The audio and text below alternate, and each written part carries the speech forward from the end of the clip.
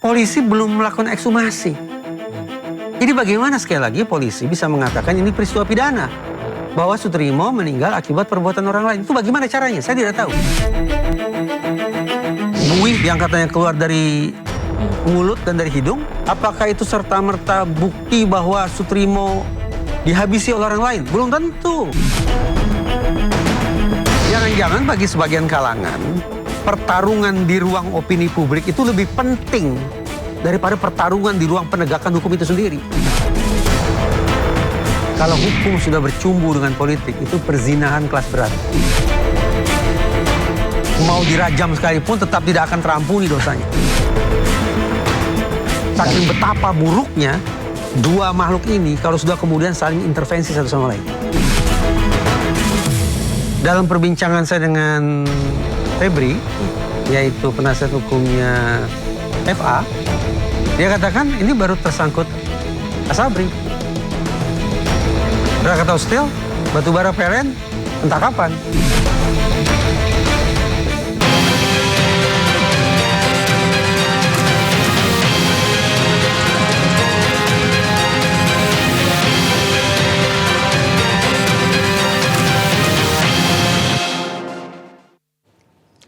Pemirsa, kasus yang menyeret nama Febri Adriansyah memunculkan banyak pertanyaan di tengah publik ya. Berbagai perkembangan yang muncul mulai dari proses hukum hingga beredarnya berbagai informasi yang saling bertentangan membuat kasus ini semakin menjadi sorotan. Nah, ini situasinya kian rumit setelah meninggal dunia Soetrimo. Sosok yang dikait-kaitkan dengan pusaran perkara tersebut. Publik bertanya, ini apakah ada hubungannya atau tidak ada hubungannya?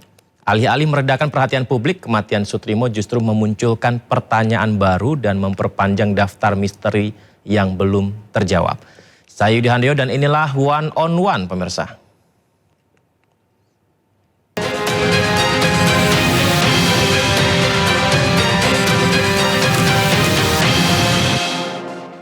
Dan telah hadir bersama kita di studio ada Reza Indragiri, psikolog forensik. Halo Bang Reza, apa kabar Bang? Alhamdulillah, sehat Mas Yudi. Ya, Bang? Alhamdulillah. Bang, waktu peristiwa almarhum Soetrimo meninggal dunia, pertama kali ini kita juga membahas hal itu Bang. Dan Bang Reza juga beberapa kali menyampaikan tentang ketika keluarga menyatakan tidak ingin ini ditindaklanjuti ataupun sudah ikhlas, berarti kan case close begitu ya. Tapi sekarang ternyata dari pihak keluarga mereka ada perwakilan kuasa hukum dan sudah melaporkan peristiwa ini. Bagaimana menurut Bang Reza? Saya pernah mengatakan begini, kurang lebih bahwa kalau pihak otoritas penegakan hukum, dalam hal ini kepolisian misalnya, mengendus bahwa Soetrimo meninggal akibat perbuatan orang lain, berarti pidana, maka siapapun termasuk keluarga almarhum Soetrimo tidak punya hak sama sekali untuk melarang, untuk menghalang-halangi dilakukannya otopsi forensik terhadap jasad Soetrimo. Kalau keluarga atau siapapun beraninya melarang atau menghalang-halangi polisi melakukan otopsi atau ekshumasi, maka justru akan bisa kena pasal juga. Itu pasal perintangan kerja untuk pengungkapan kasus pidana. Obstruction of justice, orang mengatakan seperti itu. Jadi bagi saya, bahwa keluarga Soetrimo hari ini tanda petik mengikhlaskan makam dibongkar kembali lalu Soetrimo diekshumasi, itu memang sudah hal yang seharusnya. Mengingat sepertinya memang tidak bisa dielakkan ada sinyalemen Soetrimo meninggal akibat perbuatan orang lain alias pidana. Itu satu. Tapi pada sisi lain, redaksional yang disampaikan oleh pihak kepolisian justru mengundang tanda tanya dan bisa mengakibatkan salah kaprah di masyarakat. Saya masih ingat ketika Polda Metro Jaya mengatakan kurang lebih, kami akan melakukan otopsi atau ekshumasi sekiranya ada laporan dulu dari pihak keluarga. Sudah disampaikan ya. Padahal otopsi ada dua jenis. Yang kita perbincangkan, yang polisi kerjakan adalah otopsi forensik. Untuk dilakukannya otopsi forensik sama sekali tidak butuh laporan, sama sekali tidak butuh izin dari pihak keluarga. Otopsi forensik tidak perlu ada izin dari pihak keluarga korban? Ya, untuk sopan santun tata keramanya silakan informasikan ke keluarga korban. Ya, artinya tidak perlu ada izin langsung untuk bisa secara resmi? Tidak perlu. Karena ini untuk kepentingan pengungkapan kasus pidana. Pidana Mas Yudi, itu tidak bisa dianggap sebagai isu privat. Pidana harus diposisikan, harus dipahami sebagai isu seluruh umat manusia. Nah, karena ini merupakan kepentingan seluruh umat manusia, maka sekali lagi tidak dibutuhkan adanya izin yang berkonotasi sebagai isu perdata, isu antar pihak yang sedang berkonflik atau bersengketa. Tidak, ini pidana. Jadi sekali lagi tidak dibutuhkan adanya, polisi tidak harus menunggu ada laporan dari pihak keluarga. Keluarga juga tidak ditunggu-tunggu mana izinnya, tidak. Tapi polisi punya kewenangan untuk melakukan otopsi forensik itu. Baik, Bang Reza dan juga pemirsa, kita lihat terlebih dahulu ya. Ini kami sempat mewawancarai kuasa hukum dari pihak keluarga almarhum Soetrimo. Bang, mengapa sebelumnya mengikhlaskan tapi akhirnya sekarang mau untuk melaporkan dan menyampaikan beberapa kejanggalan. Kita simak pemirsa. Salah nih. Ada informasi bahwa sempat dari pihak keluarga tidak ingin ada pengusutan tentang kasus kematian Soetrimo. Apakah itu akhirnya dibantah, Mbak An? Betul, peristiwa itu iya, bahwa memang dari awal sebelum saya masuk, pihak keluarga itu sangat tertutup dan memang selalu statementnya adalah sudah mengikhlaskan karena memang banyak pertimbangan yang memang sampai sebelum saya masuk gak ada yang mengeksplorasi gitu kan, itu aja. Tapi memang fakta itu betul. Fakta itu betul. Penyebabnya apakah ada tekanan atau memang dari pihak keluarga saja yang tidak mengetahui jalurnya, Mbak An? Iya, saya kira kalau tekanan sama sekali tidak ada dan semoga ke depan juga tidak pernah ada tekanan kepada keluarga karena ketidaktahuan. Mereka menghadapi hal ini tuh harus bagaimana, sementara mereka juga tidak ada orang yang dipercaya. Nah, begitu Mbak An masuk ke sana, akhirnya apakah keluarga pun memberitahu banyak kejanggalan yang dipertanyakan pihak keluarga? Ini kok kesannya penguburannya itu dipepet-pepetin nyampenya malam, padahal sebenarnya sudah dikirim dari jam dari Jakarta itu 12:30, tapi kok sampai sini jam 10.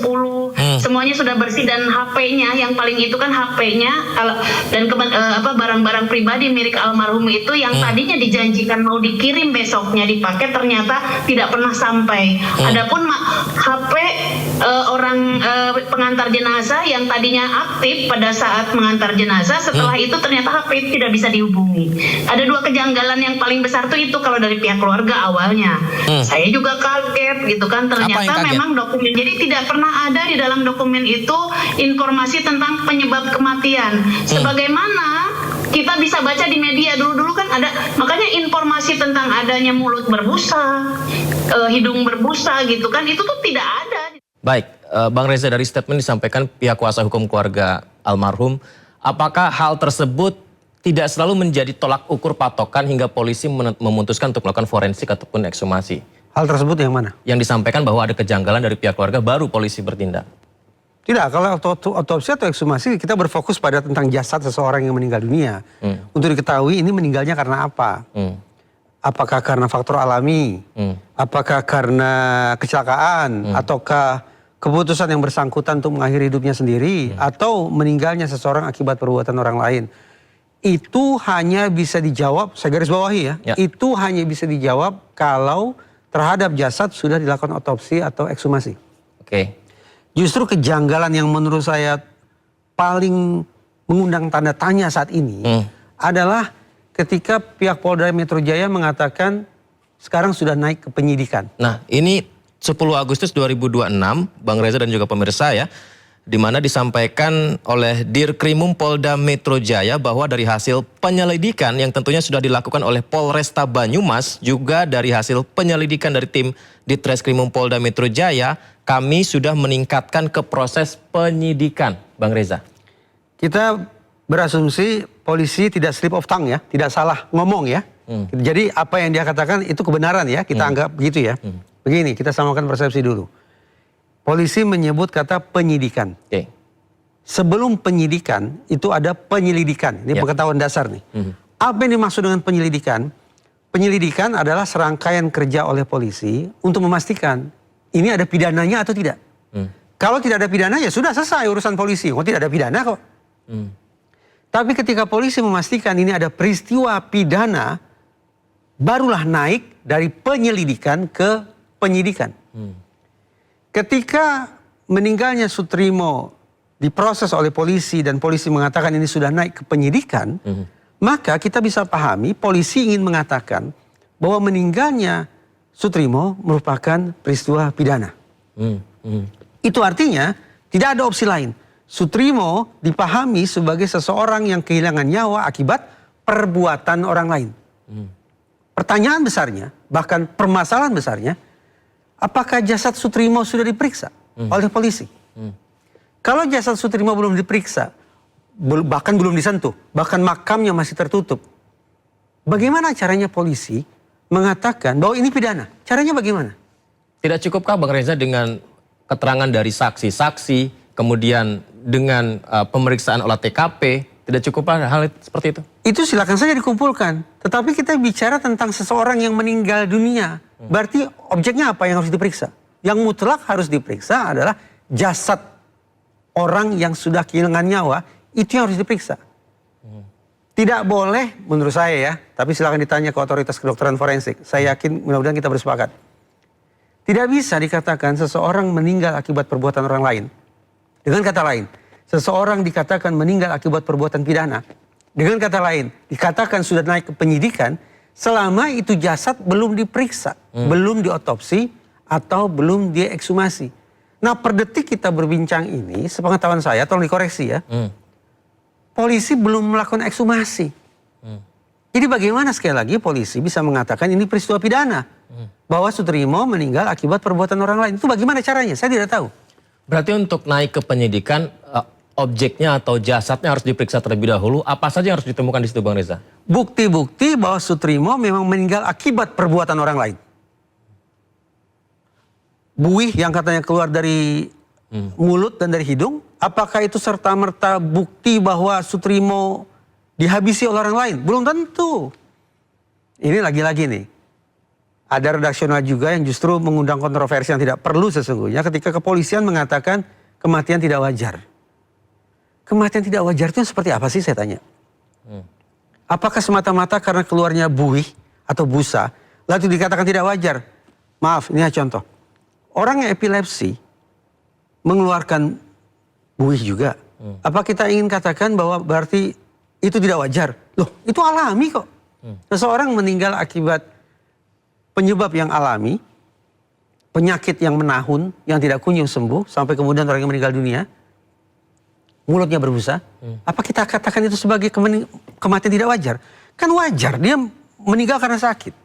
Nah, ini jadi satu contoh betapa lagi-lagi kalimat yang meluncur dari otoritas penegakan hukum sepertinya terkesan kurang tidak terukur. Sehingga memunculkan kontroversi yang menurut saya justru kontraproduktif.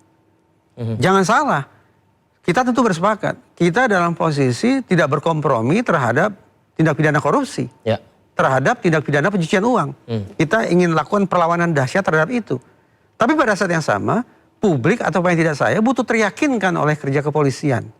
Cara meyakinkan, katakanlah cara meyakinkan saya adalah ketika polisi secara transparan menyampaikan apa isi kepala mereka dan apa kerja mereka. Tentu saja karena komunikasi intinya maka perkataan, kalimat, diksi, penggunaan istilah, redaksional kalimat memang harus akurat. Jadi berapa menit kita berbincang, sudah ada dua hal yang saya persoalkan terkait dengan pernyataan Polda Metro Jaya. Satu, ini dikatakan sudah naik ke penyidikan. Ya. Dengan pasal dugaan pembunuhan dan pembunuhan berencana. Jasadnya belum diapa-apakan. Satu ya. Yang kedua adalah pemilihan kalimat meninggal dalam kondisi tidak wajar. Tidak wajarnya itu yang seperti apa coba? Kalau tadi diceritakan kuasa hukum dari pihak keluarga bahwa mereka form kronologi peristiwanya dikosongkan. Penyebab kematiannya tidak ditulis secara jelas apa penyebabnya. Bolehkah itu menjadi dasar bahwa ini tidak wajar? Sepengetahuan saya ini dari pemberitaan di media bahwa terhadap jasad Sutrimo sebatas dilakukan visum luar. Alhasil memang belum diketahui penyebab kematiannya apa. Nantinya menurut saya agar paripurna ini kerja otoritas penegakan hukum, di samping melakukan ekshumasi, berarti memeriksa kondisi jasad Sutrimo, juga lakukan otopsi psikologis. Otopsi psikologis, Iya. Bagaimana caranya itu? Nah, ada dua pendekatannya. Dengan bertanya ke orang-orang yang tahu kehidupan Sutrimo. Sutrimo ini punya kebiasaan apa, gaya hidupnya seperti apa, punya penyakit seperti apa yang pernah diketahui oleh orang-orang sekitar, narasi-narasi apa yang pernah disampaikan oleh Sutrimo ketika hidup. Itu pendekatan pertama, menanyai ke orang-orang yang dianggap tahu tentang keseharian Sutrimo. Pendekatan yang kedua adalah pengecekan dokumen. Coba cek BPJS-nya, coba periksa asuransinya. Sutrimo pernah diketahui punya riwayat penyakit apa, resep apa yang pernah dia tebus, obat-obatan apa yang pernah diresepkan oleh dokter yang memeriksa dia. Itu contoh-contoh tentang pemeriksaan dokumen untuk mencoba melacak kira-kira adakah kemungkinan seseorang meninggal akibat penyakit dan seterusnya. Lagi pemeriksaan dokumen, coba catatan hariannya dilihat, handphonenya dibaca. Handphonenya hilang Bang Reza? Saya tidak tahu di mana. Yang ingin saya katakan di handphone, di catatan harian, mungkin juga di medsosnya terbaca apakah Sutrimo dalam kondisi terancam, dia dalam ketakutan, dia tengah putus asa, dia tengah galau atau apapun itu. Pengecekan kepada orang-orang di sekitar kehidupan Sutrimo dan pengecekan terhadap dokumen yang bersangkut paut dengan Sutrimo. Itu otopsi psikologis. Otopsi psikologis itu ya. Dan tentang ya handphone hilang, kemudian keluarga juga bilang bahwa handphone dari yang mengantarkan jenazah juga tidak bisa dihubungi lagi. Kemudian mobil ambulansnya juga tidak ada logonya. Pengantar jenazah tidak memperkenalkan diri, langsung menyerahkan saja. Anggaplah itu kejanggalan ya. Anggaplah itu kejanggalan. Kalau itu dianggap kejanggalan, lantas tali temalinya apa? Sampai polisi mengatakan ini dugaan Sutrimo meninggal akibat pembunuhan atau pembunuhan berencana. Apakah hal-hal yang janggal yang tadi Mas Yudi sebut itu mutlak kita maknai sebagai situasi ketika orang dibunuh atau dibunuh secara berencana? Menurut saya tidak. Jadi sekali lagi, polisi ini punya tugas besar nih. Untuk serapi mungkin mengungkap kasus baik itu Sutrimo meninggal karena apa maupun 3 kasus mega korupsi, itu semua harus diungkap secara rapi. Saya sudah punya 6, bahkan sekarang jadi 7 nih catatan tentang hal-hal yang menurut saya perlu diperbaiki, ditata secara lebih rapi oleh otoritas kepolisian terkait dengan kasus FA dan sekarang terkait dengan meninggalnya Sutrimo. Baik. Bang Reza, oke, ketika misalnya pihak kepolisian melihat ini masih penyelidikan begitu dan belum menemukan adanya pidana di situ, ya kan? Misalnya ya. Misalnya, padahal enggak begitu. Gimana? Padahal sekarang sudah positif penyidikan. Iya, maksudnya. Dan penyidikan bukan kata kita, kan kata polisi. Kata polisi. Iya. Cuma maksud saya, ya misalnya belum ke sana gitu, Bang Reza. Misalnya belum ke sana. Yang mau saya sampaikan, apakah ada landasan dari pihak kepolisi kalau semua ini belum ada jawabannya tapi tetap ingin melakukan ekshumasi? Nah itu, Bang Reza. Justru ekshumasi itu berada pada tahap untuk mengecek ini Sutrimo meninggal akibat pidana atau bukan. Kalau setelah diekshumasi ternyata misalnya Sutrimo meninggal akibat kecelakaan, kesetrum, atau tanpa sengaja nih memasukkan obat nyamuk ke dalam mulutnya ini misalnya ya. Kan berarti bukan pidana. Lah kalau bukan pidana lantas apa dasarnya untuk mengatakan penyidikan? Apalagi menggunakan pasal kelas berat, pembunuhan dan pembunuhan berencana. Coba bagaimana itu? Bang, lagi-lagi ketika bicara soal peristiwa almarhum Sutrimo ini, apakah terlalu dini akhirnya kalau ini dikait-kaitkan dengan peristiwa ex Jampitsus FA? Karena kan sebenarnya kan jedanya juga bukan di waktu yang bersamaan begitu. Ini saya mencoba meluruskan cara kita berpikir ya, atau mungkin paling tidak cara saya berpikir lah gitu ya. Begini. Kita ini penasaran Sutrimo meninggal karena apa? Itu bukan karena Sutrimo adalah Sutrimo. Karena Sutrimo adalah orang yang disebut-sebut sebagai PRT, pekerja rumah tangga, FA. FA yang notabene sekarang berstatus sebagai tersangka. Karena Sutrimo berstatus sebagai PRT bagi FA, maka tersedia alasan bagi publik dan juga otoritas penegakan hukum untuk berandai-andai. Karena kesehariannya ada di rumah FA, jangan-jangan Sutrimo adalah orang yang mengetahui nih tentang perbuatan atau tindak pidana di kediaman tersebut. Itu boleh-boleh saja kan Bang Reza? Boleh, makanya dilakukan investigasi kan. Makanya dilakukan investigasi. Nah dengan pengandai-andaian semacam itu, dengan kata lain kita ingin mengatakan Sutrimo ini saksi bukan sih? Begitu kan? Nah menurut saya begini Mas Yudi. Untuk mengetahui apakah Sutrimo itu adalah saksi atau bukan, atau diproyeksikan sebagai saksi, guna pengungkapan 3 kasus mega korupsi FA, caranya gampang. Gimana Bang? Kita mendorong kepolisian, Kejaksaan Agung, kalau perlu dan LPSK, bikin preskon dengan satu hal saja yang kita nantikan. Sutrimo itu masuk dalam daftar saksi atau tidak? Atau semasa hidup pernah diproyeksikan untuk menjadi saksi tidak? Kalau tidak, ya pantas saja kalau kemudian kepolisian tidak punya keterdesakan atau merasa harus melakukan otopsi ataupun ekshumasi. Karena Sutrimo memang tidak tercantum dalam daftar saksi.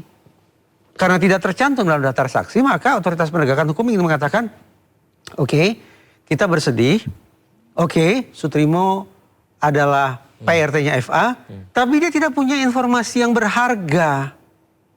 Karena itulah kami, polisi, tidak melakukan otopsi ataupun ekshumasi. Karena itulah maka, ya maaf ini, wajar saja kalau Sutrimo segera dipulangkan ke Banyumas, dimakamkan selekas mungkin. Kenapa? Ya karena masyarakat kita, paling tidak di kalangan muslim kan, segera memakamkan jenazah, itu sangat dianjurkan. Jadi tidak terlalu luar biasa juga. Kalau memang nama Sutrimo, sekali lagi, tidak tercantum dalam daftar saksi ataupun diproyeksikan menjadi saksi. Izin Bang, mungkin sambil boleh minum. Oh gitu. Izin kita supaya ini karena nyaman ya? Ya, boleh diminum. Nah, kalau kemarin itu waktu bicara dengan kuasa hukum pihak keluarga almarhum ya, itu bilangnya gini Bang Reza, Sutrimo ini tugasnya itu tidak hanya di satu rumah. Jadi FA ini rumahnya lebih dari satu. Ya lalu? Jadi dia yang mengurus tentang listrik, ya, PRT lah gitu ya, iya, pekerja rumah tangga lah gitu rumah ya. yang lain begitu. Artinya dan bahkan ketika ada yang harus diurus di salah satu proyek FA, dia pun juga sempat ke sana, informasi kuasa hukumnya. Nah, kalau dari ceritanya ini kok kayaknya layak untuk dimintai keterangan ya tentang. Tadi saya katakan silakan saja. Karena layak, bahkan Mas Yudi pun mengatakan sepertinya layak nih. Iya. Berarti kan semestinya polisi sudah memproyeksikan Sutrimo masuk dalam daftar saksi. Begitu kan logikanya? Tapi belum ada pengumuman. Maka tanya saja Pak Polisi, Pak Jaksa, Pak LPSK, ada tidak nama Sutrimo dalam daftar saksi? Atau pernah tidak kantor Bapak memproyeksikan Sutrimo akan diperiksa sebagai saksi? Kalau mereka katakan tidak, ya itu tadi. Bolehkah saya bilang bahwa artinya meninggal dunia Sutrimo ini menjadi janggal karena beliau adalah orang yang sempat dekat dengan FA? Itu tadi saya katakan. Kita ini tidak berbincang tentang Sutrimo sebagai Sutrimo titik, tidak. Kita berbincang tentang Sutrimo sebagai PRT-nya FA. FA yang notabene hari ini sudah berstatus sebagai tersangka kasus hukum. Sehingga kita berandai-andai Sutrimo selaku PRT jangan-jangan tahu nih tentang peristiwa pidana yang melingkupi FA. Jangan-jangan dengan kata lain Sutrimo adalah saksi atau potensial menjadi saksi dalam pengungkapan kasus-kasus korupsi dan TPPU. Potensial nggak kalau sebagai saksi dia membuka tabir yang lebih luas tentang kasus? Sangat mungkin, karena itu seandainya lagi-lagi kita berandai-andai ini ya, seandainya Sutrimo menempati posisi yang sedemikian strategis dalam pengungkapan kasus ini, dia diyakini punya peran yang sangat vital, maka bukankah namanya semestinya juga ada di LPSK? Kemarin malam saya berbincang dengan Ibu Susi, salah seorang petinggi Lembaga Perlindungan Saksi dan Korban. Apa kata beliau? Tidak, nama Sutrimo tidak ada. Tidak ada di LPSK. Ya. Saya bukan tertawa tentang Sutrimo meninggalnya, tapi jangan ada salah. Nama lain yang dilindungi berkaitan dengan kasus FA. Justru kabarnya ini yang saya dengar dari Ibu Susi, LPSK berencana memberikan perlindungan kepada keluarga Sutrimo. Oh. Berencana, baru berencana, mungkin mereka ingin kaji. Demikian pula dari seorang sahabat, saya dapat informasi, pihak Kejaksaan Agung sudah ditanya oleh sahabat yang satu ini. Apakah nama Sutrimo ada dalam daftar saksi di Kejaksaan Agung atau sempat direncanakan akan diperiksa sebagai saksi? Kata teman saya yang sudah bertanya ke otoritas kejaksaan, tidak juga. Tinggal polisi nih yang saya belum ketemu jalannya nih. Bagaimana bertanya ke polisi? Mas Yudi lah yang pasti setiap hari parkir di sana. Iya juga ya. Tanya sedikit aja, Pak, nama Sutrimo ada nggak Pak dalam daftar saksi? Iya. Ada di BAP nggak Pak? Jadi gemes nih, apa saya berangkat sekarang ini? Boleh lah. Tapi Bang Reza itu HP-nya hilang. Apakah penghilangan barang bukti Bang Reza? Tadi saya katakan kalau itu mau dianggap janggal silakan saja. Tapi kan kita tidak bicara tentang pasal pencurian kan. Iya. Kita bicara pasal pembunuhan dan pembunuhan berencana. Nah, HP yang hilang itu ingin kita narasikan apa sesungguhnya terkait dengan pembunuhan dan pembunuhan berencana? Bagaimana posisinya? Saya tidak tahu. Iya, maksudnya ya lagi-lagi berandai-andai ya. Ini kan karena handphonenya belum ada, terus saja belum ada hasil dari ekshumasinya. Kalau handphone tersebut ada hubungannya dengan bagaimana dia mengontak ke siapa saja, jalurnya kemana Lagi pula saja. begini Mas Yudi. Gimana? Anggaplah Sutrimo meninggal akibat perbuatan orang lain. Berarti pidana.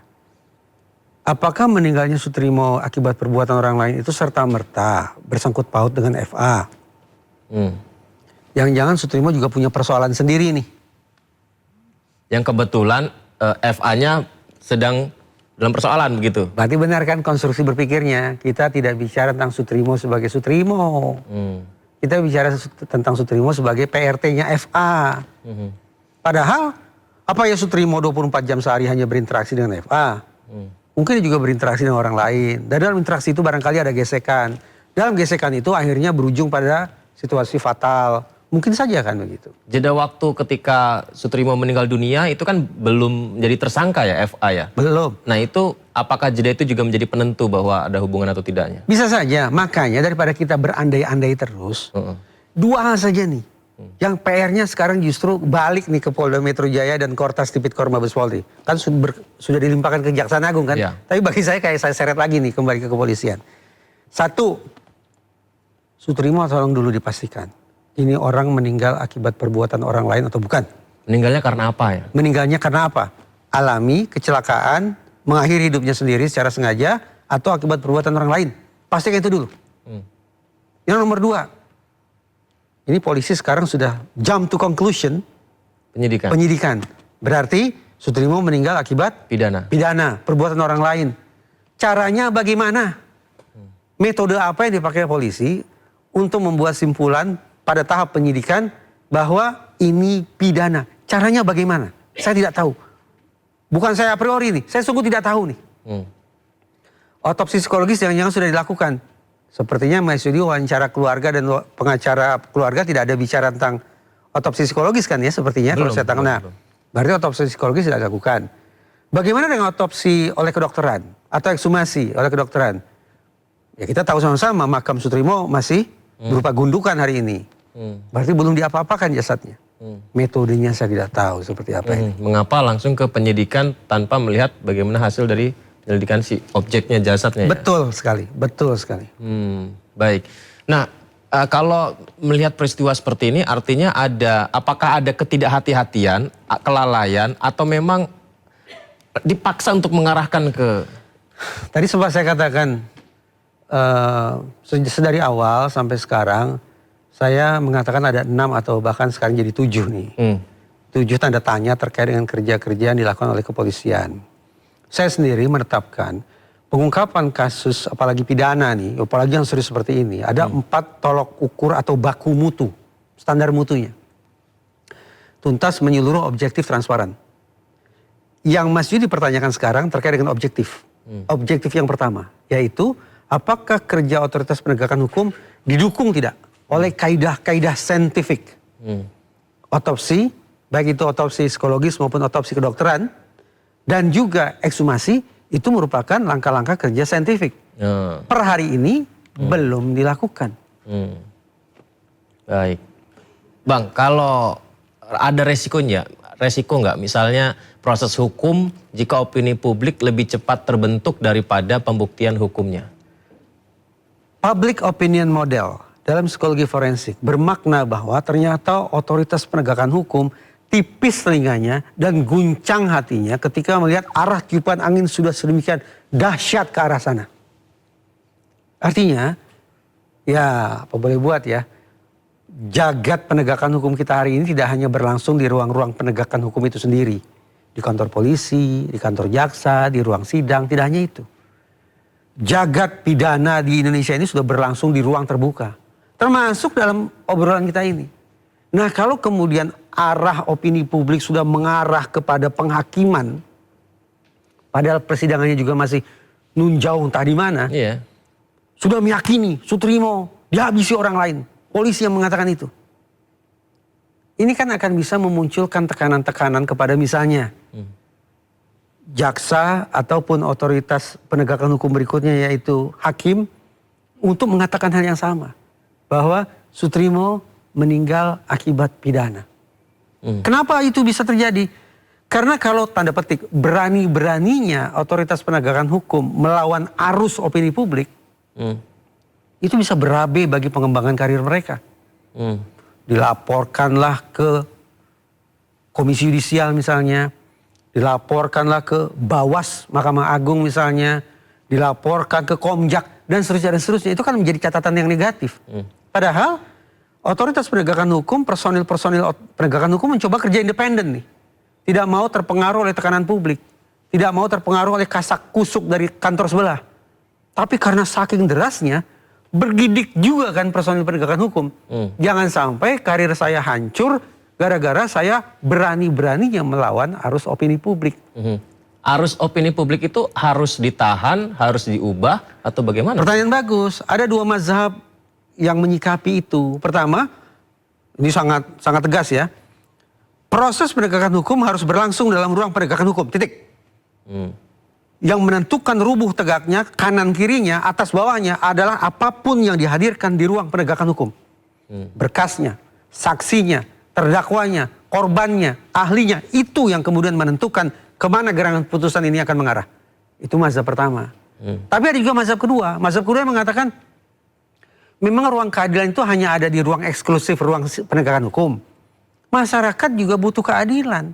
Itu artinya ekspektasi akan keadilan tidak bisa direalisasikan hanya dengan a priori mengatakan kita fokus dalam ruang penegakan hukum. Tidak bisa. Personil penegakan hukum harus menyerap, harus menghirup, harus membaca aspirasi publik akan keadilan itu seperti apa. Nah, akhirnya silakan Mas Yudi mau pilih mazhab yang mana.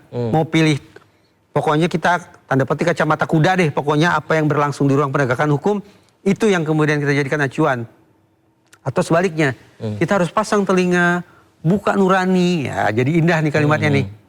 Meraba rasakan ekspektasi akan keadilan yang berkembang di masyarakat. Silakan saja mau pakai mazhab yang mana. Karena terkadang Bang Reza ketika mengikuti opini publik, arus deras tersebut ya, ini tidak sejalan dengan hasil di persidangan. Betul. Beberapa kasus itu kan tidak ada hasilnya. Lalu publik langsung mengatakan hakimnya pasti disuap.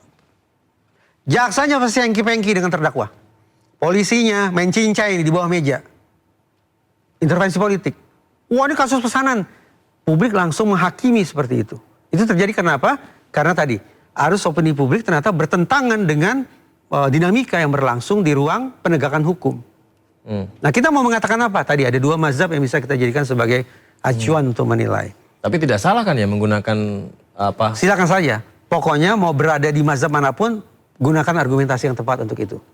Yang jelas Mas Yudi, per hari ini saya sudah mengatakan ada 3 kasus pidana yang seolah-olah hakim harus memvonis bersalah. Harus. 1, terorisme. Jadi siapapun terdakwa yang hadir di ruang perkara terorisme itu harus divonis bersalah. 2, tipikor dan anak-anaknya, TPPU dan sejenisnya. Yang ketiga, kejahatan seksual terhadap anak. Kalau ada personil penegakan hukum yang tidak mau memproses 3 kasus ini, apalagi tidak memvonis bersalah terdakwa, habis itu nanti. Dikecam oleh Mas Yudi dan kawan-kawan. Dikutuk oleh masyarakat. Dan gentarlah mereka. Gentar. Berarti itu bisa mempengaruhi keadilan. Independensi hukum. Independensi Betul. hukum, ya? Betul. Maka jangan salah, kita ini ngomong begini bukan hanya sebatas sinyal-sinyal listrik saja, tapi bisa merasuk ke hati personil penegakan hukum. Bagi mereka yang lututnya gampang gemetar, berabe itu proses hukumnya nanti. Soalnya apa ya? Nah, saya ini menangkap indikasi.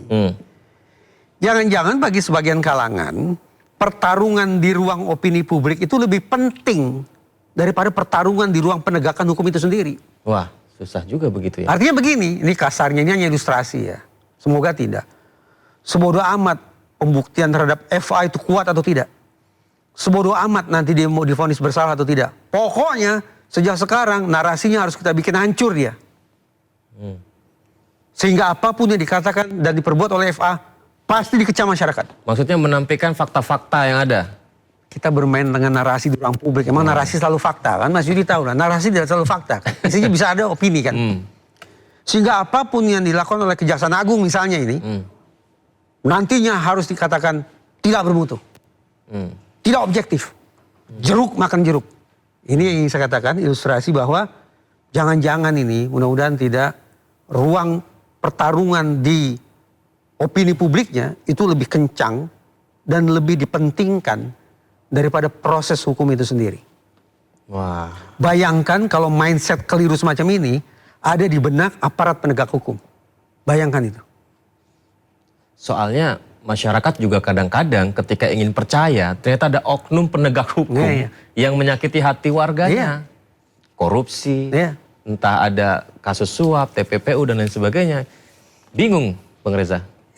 Ya akhirnya masyarakat menggunakan cara mereka sendiri. Jadi polisi iya, jadi jaksa iya, jadi hakim iya.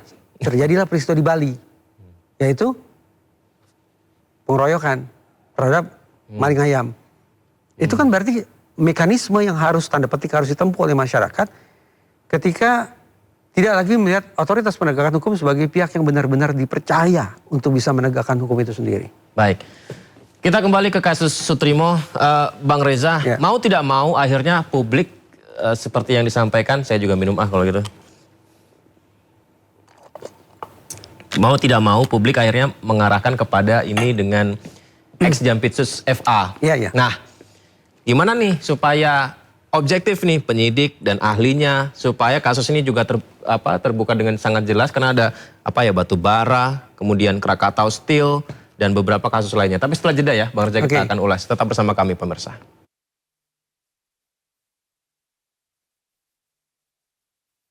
Ya, terima kasih masih bersama kami di One on One dan kita masih bersama dengan Bang Reza. Ya, tadi pertanyaannya Bang Reza. Mau tidak mau publik akhirnya mengkaitkan ataupun mencari tahu adakah hubungan meninggal dunianya Sutrimo dengan kasus ex Jampitsus FA. Pastilah. Kita tahu ini kan sprindik baru juga sudah dikeluarkan terkait dengan Asabri, batubara PLN, Krakatau Steel. Bagaimana untuk membuka ini supaya penyidik dan ahli objektif dan tidak terganggu dengan yang lain, Bang? Anda kita punya waktu 3 jam, saya akan coba asik paparkan ya 6 sampai 7 pertanyaan itu. Yang masih ditanyakan barusan ini mengingatkan saya pada pertanyaan nomor pertama yang saya ajukan terutama sekali kepada kepolisian. Polisi sudah melakukan penggeledahan di sekian banyak tempat. Ditemukan sekian batang emas dan tumpukan uang, betul ya? Ya, di rumah pribadi dan di salah satu tempat usaha di Cipete. Nah, pertanyaan saya, berapa batang emas dan berapa lembar uang yang bersangkut paut dengan Asabri? Berapa? Jadi tidak tahu. Belum ada. Berapa batang emas dan berapa lembar uang yang bersangkut paut dengan Krakatau Steel? Berapa batang emas dan berapa tumpukan uang yang bersangkut paut dengan PLN? Bagaimana caranya? Satu. Yang kedua, ini sebelah mundur. Batangan emas dan uang itu punya siapa? Apa mungkin milik FA seorang? Yang saya katakan secara utuh kalimatnya begini. Uang dan batangan emas sedemikian banyak itu hanya menersangkakan 3 orang sejauh ini. Sekarang 3. Termasuk FA di dalamnya. Hanya 3 orang. 3 mega korupsi. Krakatau Steel, Asabri, PLN, hanya 3 orang. Bagaimana caranya? Saya nggak tahu. Semestinya itu sudah bisa dirangkai dengan baik. Ketika polisi menersangkakan seseorang, itu harus definitif. Di mana, kapan, bagaimana, dengan siapa, dan seterusnya. Semua kata tanya itu harus terjawab. Sehingga bisa mengatakan FA adalah tersangka dalam kasus Asabri dengan konstruksi kasus seperti ini. FA adalah tersangka dalam kasus batubara PLN dengan konstruksi kasus begini. Begitu pula terkait dengan Krakatau Steel. Berarti itu dijawabnya sama kejaksaan ya? Karena kan sudah diserahkan kejaksaan. Kalau saya jadi jaksa agung saya akan bertanya, wahai Pak Polisi mana berkasnya? Berkas yang sudah Anda kerjakan sehingga Anda menersangkakan FA mana? Saya menghormati kerja kepolisian. Dan saya mendukung kerja kepolisian. Karena itu berkas dari polisi yang diserahkan ke Kejaksaan Agung harus rapi. Ketika kejaksaan sudah membuat sprindik baru, berarti kan dia sudah mengakui, membenarkan bahwa memang ini menjadi tersangka? Dalam perbincangan saya dengan Febri, yaitu penasihat hukumnya FA, dia katakan ini baru tersangkut Asabri. Krakatau Steel, batubara PLN, entah kapan. Padahal ada 3 kasus. Tapi kata Febri ini baru Asabri. Baru Asabri. Iya. Dalam pertanyaan 3 sesi pertanyaan sekarang ya dengan FA, kalau tidak salah. Dalam waktu dekat kabarnya kan FA akan mengajukan pra peradilan kan. Ya. Itu sudah saya ramal sejak awal. Tanda petik begitu gampangnya nih bagi FA untuk kemudian membuat pusing kepala kita ketika melihat ada sekian banyak pertanyaan atau bahkan orang sebut kejanggalan terkait dengan kerja-kerja di titik hulu penegakan hukum. Apakah bisa disampaikan bahwa banyak celah untuk membantah Itu penetapan tersangkanya? Itu dia. Sesungguhnya itu yang saya katakan tadi. Nah, Kejaksaan Agung tentu dalam posisi yang tidak happy kan. Dia menerima limpahan berkas, menerima orang yang dikirim ke kantornya dengan status sebagai tersangka. Dan menerima opini publik. Dan publik sudah seias kata dengan itu. Lantas bagaimana caranya ini? Apa ya tim 9 atau Kejaksaan Agung bekerja serius, bekerja jujur, kemudian berani membuat simpulan yang berbeda dengan arus opini publik? Yang notabene sebangun dengan kerja penegakan hukum di kantor yang lain, di kepolisian, mungkin mikir juga gitu. Berarti begini, Bang Reza, tentang apa yang disampaikan Bang Reza, kita sepakat bahwa ini memang harus lebih jelas dulu ya, ini tentang bagaimana sebenarnya kasusnya kan begitu ya. Kita pernah perbincangkan, ya sudah formula yang menurut saya paling ampuh adalah formula 345. Antar lembaga penegakan hukum yang dinilai oleh publik nih gesek-gesekan tidak karu-karuan, Ya. balas-balasan kerjanya, cicak buaya, terus ya sudah dibikin kompak aja, bikin joint investigation dengan menyertakan 3 lembaga, Lembaga KPK, Polri, Kejaksaan Agung. Kejaksaan Agung. Itu Tapi sudah ke kejaksaan sekarang, yang 3 udah gugur kayaknya. nggak tahu saya. Menurut saya dari hari ke hari kesan gesekan, kesan memojokkan, kesan pertarungan di ruang publik yang sepertinya lebih penting daripada pertarungan di ruang penegakan hukum, makin kesini rasanya hembusannya makin kuat gitu. Saya mengendusnya itu makin kentara gitu. Sehingga terkesan ada kerja-kerja terabas sana terabas sini yang bisa saja nanti anti klimaks gitu. Malah anti klimaks. Anti klimaks. Kalau ternyata pra peradilan FA menang, kalau ternyata di persidangan suatu saat nanti FA dinyatakan tidak bersalah, ataupun kalau dinyatakan bersalah hukumannya ringan, tidak seberat seperti yang kadung kita narasikan, kan kita jadi patah arang. Berarti tentang penemuan barang bukti yang sedemikian banyaknya pun itu memang harus diakui, harus diungkap ya Bang ya? Jelas lah, itu Itu barang bukti ya. Itu barang bukti yang mana yang tersangkut Krakatau Steel. Barang bukti mana yang tersangkut Asabri, barang bukti mana yang tersangkut PLN. Plus ada tidak kemungkinan ini barang bukti yang bersangkut dengan kasus lain. Mungkin saja kan? Mungkin saja. Nah caranya bagaimana lantas? Sebanyak itu ya? Menyisirnya tuh bagaimana? Ya saya tidak tahu karena saya bukan aparat penegak hukum. Ini kan akhirnya banyak publik juga yang entah menggiring ataupun bertanya, lagi-lagi menduga apa saling balas tentang setelah sebelumnya BGN menetapkan ada tinggi kepolisian. Saya sempat mengatakan itu. Saya trauma oleh cicak buaya jilid 1-3. Saya khawatir betul sekarang tengah berlangsung sesungguhnya cicak buaya jilid 4. Tapi katanya bedanya yang ini ada barang buktinya Bang Reza. Ya silakan saja. Karena itu juga sempat saya katakan, bagi saya realistis ya, gesekan antar lembaga penegakan hukum itu mungkin kodrati. Akan selalu ada. Sebutlah ini eksplisit saja. Antara Polri dan Kejaksaan Agung menurut saya akan sampai akhir zaman nanti terus saja itu. Ada rivalitas macam itu. Bahaya, ya tergantung pada pimpinan nasional kita mengelola konflik itu seperti apa. Makanya ada istilah manajemen konflik. Bagi saya, terserah mereka mau gesekan seperti apa, asal tetap dalam koridor hukum ya. Jangan main politik segala macam, main sabotase dan sejenisnya. Sepanjang masing-masing lembaga itu pada akhir tahun nanti bisa menunjukkan rapor positif mereka, 2 jempol dari saya. Padahal Pak Presiden juga sudah menyapa Kapolri dan Jaksa Agung udah berangkulan makin akrab, makin dekat sekarang Bang Reza. Enggak lah, kita tidak terlalu naif juga lah. Tidak terlalu naif juga langsung serta-merta percaya bahwa senyumnya Pak Listio Sigit dan mengembangnya kumis Pak Burhanuddin itu sebagai tanda positif ke depan bahwa dua lembaga akan harmonis lama-lamanya, saya tidak pikir kita selugu itu juga lah dalam membuat tafsiran. Itu udah ditambah dengan KPK menyampaikan siap supervisi dan juga ada penyidik tim 9 ya, adalah ex KPK. Berarti kan yang 3 tadi ya mendekati lah meskipun enggak. Walaupun memang kerjanya masih sektoral kan. Iya. Kejaksaan Agung masih kerja sendiri, Polri sendiri. Tadi saya katakan udah joint investigation aja. Toh sejak awal dari Polri sudah mengatakan ini adalah joint investigation nih antara Kortas Tipikor Mabes Polri dan Polda Metro Jaya. Ya wajar aja lah satu kantor. Menurut saya yang penting adalah joint investigation antar kantor. Antar lembaga penegakan hukum. Jadi bagi tugas begitu, KPK, polisi, kejaksaan. Mereka saling melengkapi, check and recheck, check and balance. Dalam kerja-kerja penegakan hukum menjadi lebih tertata. Kemudian juga kerja-kerja di ruang opini publik menjadi lebih mengedukasi. Tidak memelar-melarkan masalah. Tidak membelok-belokkan pemahaman publik. Oke, 3, 4, 5. Yang 4-nya berarti?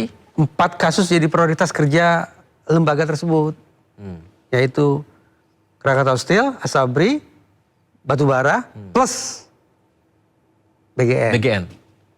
Ya. 5 maksudnya adalah jangka waktu maksimal.